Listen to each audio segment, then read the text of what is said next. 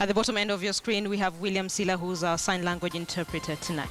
Welcome to the program. Now, Muranga Governor Mwangi wa Iria and MPs Alfred Keter and Sonia Birdi are set to be charged in court over breach of the Ethics and Integrity Act and Chapter 6 of the Constitution. Director of Public Prosecutions Keriako Tobiko has given the green light for Mwangi wa Iria to be prosecuted for falsifying information.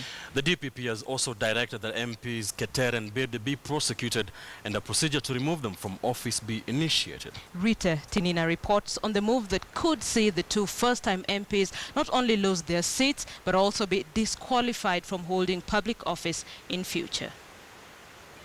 That is you are waiting to hear from who? From God. And you know what? Jesus Christ to call you. An outburst that shocked many. Okay, Skiza, we will reverse the law. Now, but we have to sack the people.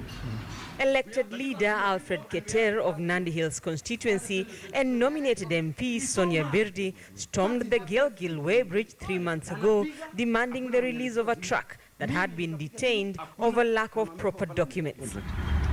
The who is running that company? The unsavory language. I don't fight small wars. I innocent, stupid people. Threats to police officers and chest thumping over how they can change the law outraged many Kenyans.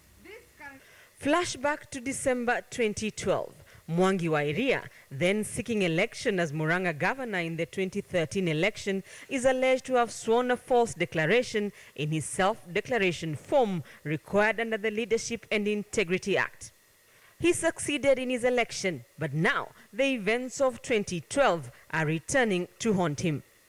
The Ethics and Anti-Corruption Commission, which interrogated the governor, forwarded his file to the Director of Public Prosecutions days ago, recommending that he faces charges.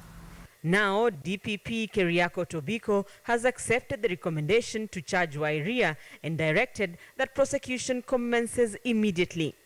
Mwangi wa Iria will be the first governor to be arraigned in court over corruption. We are the ones making laws. That is not even when we have to break it, we break it when we want. This is not The utterances and public display by Nandi Hills MP Alfred Keter, Public Prosecutions, who received their investigation files 7 days ago, has not only accepted EACC's recommendation to charge the two, he has directed prosecution should commence once their files have been merged. And that is not all. The DPP has directed the EACC to forward the matter to Parliament for disciplinary action and to initiate appropriate mechanisms for the removal of the two MPs from office.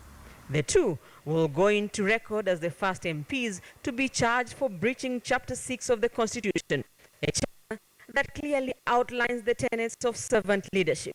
Section 75, Clause 1 of the Constitution states that a state officer shall behave, whether in public and official life, in private life, or in association with other persons, in a manner that avoids any conflict between personal interests and public or official duties, compromises any public or official interest in favor of a personal interest, or demeans the office the officer holds.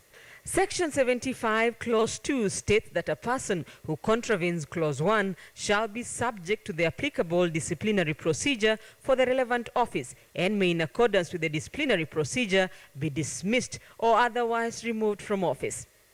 A person who has been dismissed or otherwise removed from office for a contravention of the provision is disqualified from holding any other state office. That means Alfred Keter and Sonia Birdi risk losing their positions and being barred from holding public office. And for the first time, legislators sounding a death knell to their young political careers.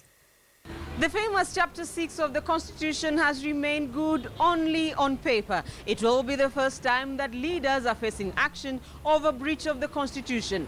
The EACC is seeking to prove that it has the teeth to bite as the law finally catches up with lawmakers and the county chief executive. Rita Tinina, KTN.